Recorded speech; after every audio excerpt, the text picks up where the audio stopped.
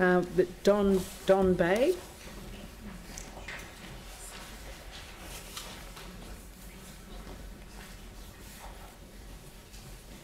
Good afternoon. Good afternoon. Apologies, I won't be able to help you out with your youth stuff. Sorry, I can't give you a younger person's point of view. Hi, I've got 5 minutes, so there's no time for frills. So what I'm going to talk about is the cycleways need to be completed in 5 years, not 10 years, as presented in the draft LTP. Why? 4 reasons. First of all, the silent majority. You almost never hear from them. They're not here today, or otherwise you guys would be sitting until Christmas. The last time they spoke, except at an election, was to share an idea. You've seen the numbers, a huge turnout, and the prevalent things that people wanted were a people-friendly central city with good cycle access. That's way higher than a stadium, a theatre for rich people to attend, a rebuilt cathedral and a town hall. Parts have been delivered.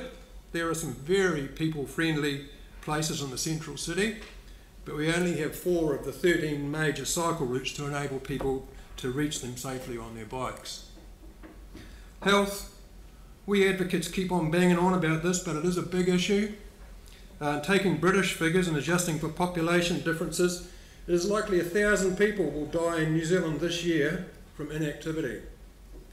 We get distressed when 10 or a dozen die while riding a bike, but 1,000 people die from not riding a bike. Type 2 diabetes will cost the CDHB $100 million to treat this year. Yep. And 80% of that is preventable by moderate exercise. And these costs are only going up. Congestion, which was one of the main reasons why you guys said we needed cycleways. A street that has capacity for 2,000 cars an hour can carry 14,000 cycles. 20% of the cars are likely to be occupied by more than one person, so you've got 2,500 people, but that's still in excess of 5 times as many people moved by bike as by car. Therefore, taking 20% of road space for cycle lanes can double the road capacity with a huge reduction in cars, therefore benefiting those that still choose to drive. Projections for congestion in Christchurch based on 50,000 plus trips per day to the CBD by 2040 still require a significant proportion of them to be made by some other means than the private motor car. This is likely to be a generational change, so we have to have the facilities for children to become good cyclists so they can use bikes to commute when they are older. Waiting 10 years sees another group move through schools without safe infrastructure. Finally, climate change. The issues are starting to become real. You've heard from 2 lots of river catchment people about flooding, and we've also considered some stuff about flooding over the weekend. It was in the paper. Do we have to wait for entire towns like Granity on the west coast to disappear before we do anything about it? Transport is one area we can do a lot quite quickly. Electric cars have their part to play, but better if we use the excess energy people have these days. It is way better than building more gyms. That's it.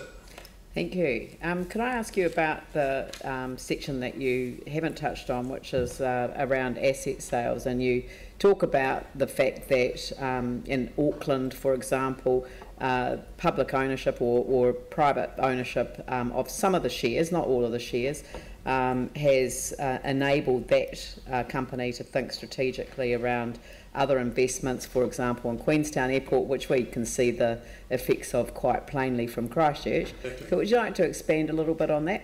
Yeah, well, that's basically my main point. Auckland Airport has gone ahead in quite significantly over the time it's been in private ownership. And the city, I don't know what the shareholding of the Auckland Airport is, but their city have benefited from the fact that they have a more strategically visioned group than the city council. You guys are here to run a city, not to run an airport. An airport's a mode of transport. So I think that it's time to actually take some blinkers off on some of those things. I know everybody gets all upset every time we raise the idea of asset sales, but we all do it. We don't buy one car and keep it for our life. We use it when we need it and we sell it and we do something else. Same with houses. You need to move on.